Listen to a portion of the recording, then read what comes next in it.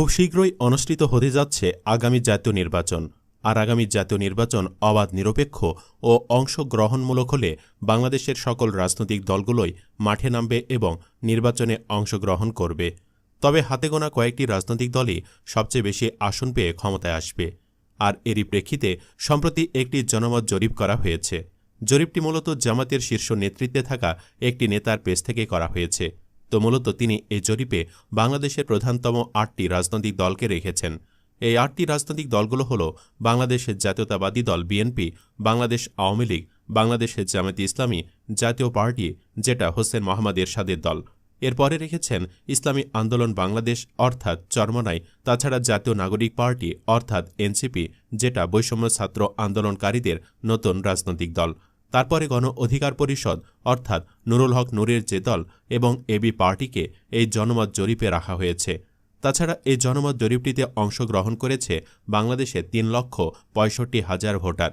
আর এসব ভোটারেরা তাদের ভোট দিয়ে জানিয়ে দিয়েছে আগামী নির্বাচনে তারা কোন দলকে ক্ষমতায় দেখতে চায়। তো বন্ধুরা, আজকের এই ভিডিওটিতে আপনাদের জানিয়ে দেব আগামী জাতীয় নির্বাচন সুষ্ঠু, অবাধ, গ্রহণযোগ্য ও নিরপেক্ষ হলে বাংলাদেশের কোন রাজনৈতিক দল কতগুলো আসন পেতে পারে সে সম্পর্কে। তাছাড়া আরও জানাবো কে কতটি ভোট পাবে সে সম্পর্কেও। তো চলুন বন্ধুরা, আর কথা না বাড়িয়ে ভিডিওটি শুরু করি। তবে ভিডিওটি শুরু করার পূর্বে অনুরোধ রইল ভিডিওটিতে একটি লাইক দিয়ে শুরু থেকে শেষ পর্যন্ত দেখার। তো বন্ধুরা, প্রথমে আমরা দেখে নেই আগামী জাতীয় নির্বাচন অবাধ, সুষ্ঠু হলে এবি পার্টি অর্থাৎ আমার বাংলাদেশ পার্টির পক্ষে দেশের কত ভাগ মানুষ সমর্থন জানাচ্ছে সে সম্পর্কে।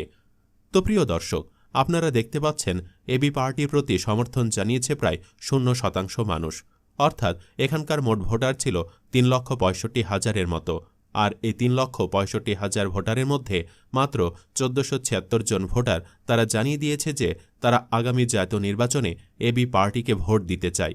অর্থাৎ আমরা এই জরিপটি থেকে বলতে পারি যে এবি পার্টির বর্তমান জনসমর্থন কিন্তু একদমই কম। যদিও এবি পার্টি কিন্তু খুব বেশি পরিচিত পার্টি বা জনপ্রিয় পার্টি নয়, কিন্তু তা সত্ত্বেও এবি পার্টি মোটামুটি ভালো একটি ভোট পেয়েছে। তো প্রিয় দর্শক, আগামী জাতীয় নির্বাচনে যদি এবি পার্টি কোনো একটি রাজনৈতিক দলের সাথে জোট করে তাহলে তারা ২-১টি আসন হয়তোবা পেতে পারে। তো বন্ধুরা, এরপর চলুন আমরা দেখে নেই আগামী জাতীয় নির্বাচন অবাধ, সুষ্ঠু ও নিরপেক্ষ হলে গণ অধিকার পরিষদের পক্ষে কত আসন পাওয়া সম্ভব হবে সে সম্পর্কে। তো আপনারা দেখতে পাচ্ছেন যে গণ অধিকার পরিষদ কিন্তু প্রায় ১% মানুষের সমর্থন পেয়েছে। অর্থাৎ এখানকার প্রায় ৩,৬৫,০০০ ভোটারের মধ্যে ৩,৬৯৫ জন ভোটার ভোট দিয়ে জানিয়ে দিয়েছে যে তারা আগামী নির্বাচনে নুরুল হক